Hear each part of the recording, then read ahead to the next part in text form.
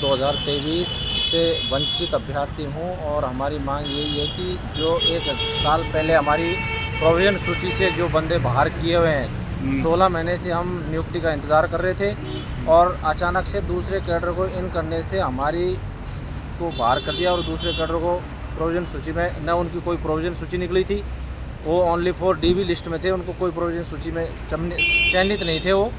और 16 महीने बाद में उनकी दूसरा कैडर को अंदर लेते हुए और उनको ज्वाइनिंग दे दी और हम दर दर की ठोकरें खाते घूम रहे हैं पिछले 1 महीने से और आश्वासन के ऊपर आश्वासन मिल रहा है हमको और हमारा और कोई सोल्यूशन नहीं करी गवर्नमेंट। तो अब क्या चाहते हैं आप लोग? हम हमारी नौकरी चाहते हैं और कुछ नहीं, जो हमको करना होगा वो हम करेंगे, हमारी जान भी जोखिम में गिरेंगे हम और हम हमारी नौकरी लेके रहेंगे गवर्नमेंट से। आपका शुभ नाम? मेरा नाम घनश्याम। मैं सिक्कर से हम सब 2023 की जो नर्सिंग ऑफिसर की परमानेंट भर्ती हम उसमें सेलेक्ट हुए। 1.5 साल से हम लोग अपनी ज्वाइनिंग का वेट कर रहे थे और जब हमारी ज्वाइनिंग आई तब हमें वहाँ से बाहर कर दिया। तब से हम लोग यहाँ घूम रहे हैं, हर मंत्री हर विधायक, हमने ऐसा कोई भी नहीं है जिसको हमने ज्ञापन नहीं दिया, लेकिन अब तक हमारा कोई काम हुआ नहीं है। अब आपकी मेन मांग क्या है? हमारी मेन मांग है कि हमें हमारा जो अधिकार है वो हमें वापस दें। कहाँ से आए हो आप? मैं सिक्कर से। सर मेरा नाम चंद्रमोहन है।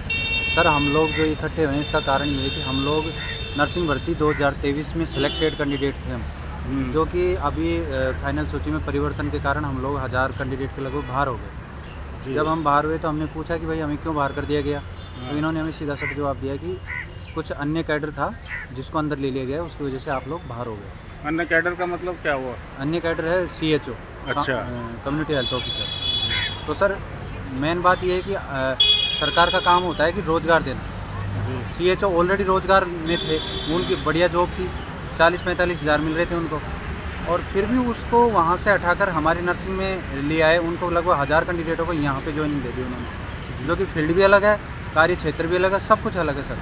तो ये सरासर अन्याय है, क्योंकि हम लोग सेलेक्टेड 1 गुना में क्वालिफाई कैंडिडेट थे, जो कि 15 महीने से लगातार हम लोग अपनी पोस्टिंग का वेट कर रहे थे। इसमें सबसे ज़्यादा महिलाएं बाहर हुई है सर। लड़के तो 100-150 बाहर हुए हैं, लेकिन महिलाएं करीबन 800-700 की संख्या में।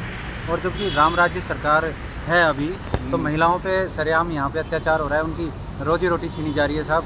कहाँ के राम राज्य की सरकार है सर आपने लेकिन उसके बाद भी हमारी जो पीड़ा हमने चिकित्सा मंत्री जो हमारे राजा साहब हैं, क्यों सर साहब, उनको बताई कि सर ऐसे ऐसे, तो उन्होंने हमारी पीड़ा समझते हुए हमारे लिए 1077 पदों की फाइल उन्होंने चलाई। और वो जो फाइल है वो कार्मिक, फाइनेंस और जो प्रशासनिक जो अपने विभाग है वहाँ से क्लियर होते हुए CMO तक चली गई है सर। लेकिन वो वहाँ से किसी कारण अटकी पड़ी है। तो हमें कहीं न कहीं ये आशंका है कि ये कोई लॉलीपॉप तो नहीं है जो हमें मतलब दिया जा रहा है, ताकि इन लोगों को ज्वाइनिंग के बाद इनका मैटर ख़त्म कर दें। तो सर हमें उम्मीद है कि सरकार हमारे साथ ऐसा अन्याय नहीं करेगी। गजेंद्र सिंह जी के अलावा किसी और को भी ज्ञापन वगैरह दिया? हाँ सर, हमने लगभग सारे जो मिनिस्टर्स है बीजेपी सरकार के, सबके पास हम जा चुके हैं सर। सब ने अच्छा रेस्पॉन्स दिया है, सब ने यही कहा है कि आपके साथ गलत हुआ है और हम इसका सही करने की कोशिश करेंगे इसको, और आपको हम जो बाहर हुए कैंडिडेट और जो आपकी फाइल है उसको कैबिनेट में या फिर CM साहब से अनुमोदित करवाएंगे साहब। ये उनका पूरा आश्वासन है। आज मदन राठौड़ साहब से मिले, जो प्रदेश अध्यक्ष है बीजेपी साहब के सरकार के, तो उन्होंने भी यही कहा है कि अगर ज़रूरत पड़ी तो मैं CM साहब से भी आपकी बात करवाऊँगा, वो करूँगा और वहाँ से फाइल साइन करवाऊँगा सर। कितने अभ्यर्थी हैं ऐसे? हमारे लगभग 1000 के आसपास अभ्यर्थी है जो बाहर हो गए सेलेक्टेड होने के बाद। सर ये राजस्थान का पहला ऐसा मुद्दा है जो 1 गुना में आने के बाद, मतलब सेलेक्ट होने के बाद इतनी सारी मात्रा में बाहर हो गए। ये पहला है नर्सिंग के इतिहास में, राजस्थान के इतिहास में सर।